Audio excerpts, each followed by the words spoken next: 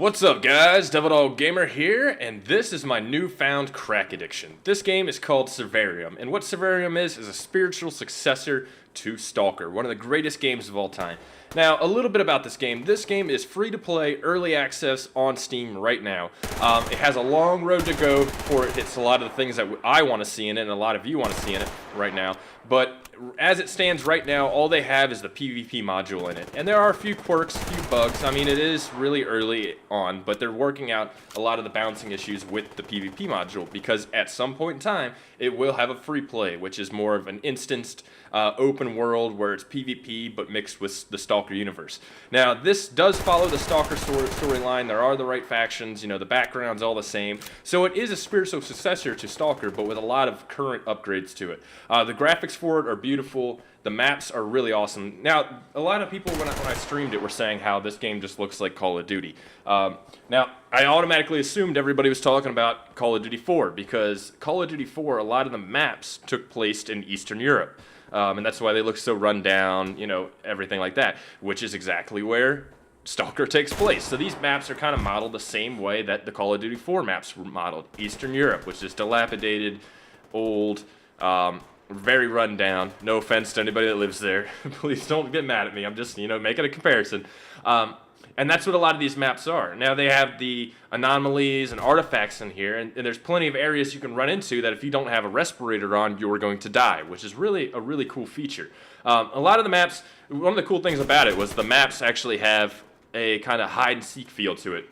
The tall grass and everything, you can crouch down, you can walk silently, maneuver through the map, and using, you know, the cover and concealment of just the grass, which is awesome. I think is an awesome feature. You can choose to run and gun through it, or you can choose to stalk around and kill people, which is another awesome thing. Weapons are unlockable. There is a purchase, you know, since it is a free-to-play game, developers have to make money. You know, you can't just make a game and then not make any money from it and then somehow support your life. Everybody has bills to pay, all right? So there is an area where you can buy gold, you can get premium memberships. There are a few purchasable guns, which are pretty much the same as the ones you get with the current stuff, except they're already fully modified. Now you can modify your guns where you just buy multiple guns, and then you combine them together, and you get a chance to modify, and then from there you just keep combining them until they're modified all the way, and they, you know, you get some sort of stat enhancement. Now from there you can actually change, you can pick what enhancement you want to keep, and if you can actually put a new one in, which is a really cool feature. So everything from armor to weapons can have some sort of stat enhancement to it, whether it be run speed or anti-bleed speed, you know, or bleed protection. Now the cool thing about this is there actually is bleeding. Should have mentioned that before, the bleed, whatever. But you can get shot, you can somehow shrug it off, kill the guy, and you can bleed. Now, either the wound will clot itself at a certain point in time, or you'll die unless you use a bandage. So you have to equip bandages, or you can equip grenades, and you have to make a choice, because in the early levels, you only have one slot. You know, you have a slot or two, if you're lucky, to kind of put these things in. I think that's a really cool feature. I like bleed effects, especially in a first-person shooter like this. The movement for it is inertial. So what it means is when you run full speed, you don't stop automatically. You can actually continue to hold that inertia and keep moving, which is a really cool feature. It makes it kind of, you know, weird when you're actually running and you want to stop to shoot somebody and you kind of take an extra step. It makes sense though, because you shouldn't be able to stop on a dime whenever you release. You should be able to carry that inertia, which I think is a cool feature. A lot of people are complaining about it. They're fucking retards. I think it's a cool feature. Now, one of the cool things about this though is the weapon selection. Each faction has its own different weapons. Just some of the, you know, the random settler guys just have, you know, normal Mosin Nagants and just, you know, other stuff. Some of the higher end army guys have AK-74s and, you know, AK-12s. That is, you know, I think the weapon variety is pretty cool. Now, there are a few problems with some of the weapons.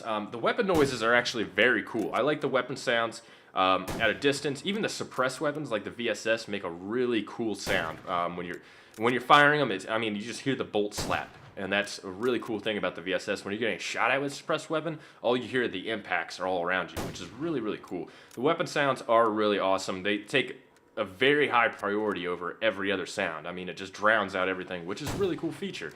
And I think it's pretty cool. Now, as far as problems with this game, there are a few problems. You know, it's in early development, so you got to understand that there are problems, and they're going to get sorted out eventually. Eventually, they will. One of the biggest problems is the matchmaking. There aren't a lot of people playing this game. A lot of people do not know this game exists and is free to play. Or they get it thinking that it's going to be an open world survival without fucking reading like a dummy and play it and realize that it's just a PvP mode right now and quit the game, which is stupid. You should always read shit before you download it, to be honest. I've seen so many people in the forums of this just bitching about how there's no open world when they could have just read for 2 minutes and it says it right there. I think it's dumb, but whatever.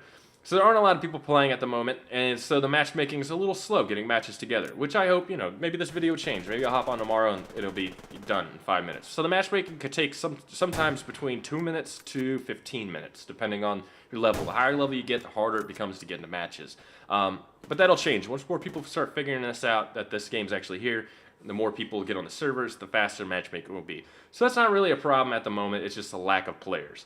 I've seen anywhere from 1,500 to 4,000 people playing at a time. It's hit or miss. It's hit or miss. The next big problem is some of the weapons. Some of the weapons need a little bit of balancing. The biggest problem weapon right now is the S.T.A.L.K.E.R, which is a low-level submachine gun. Is retarded powerful, crazy rate of fire, crazy accuracy in it. Pretty much, I think it's a level 5 weapon, but it trumps everything up to level 12.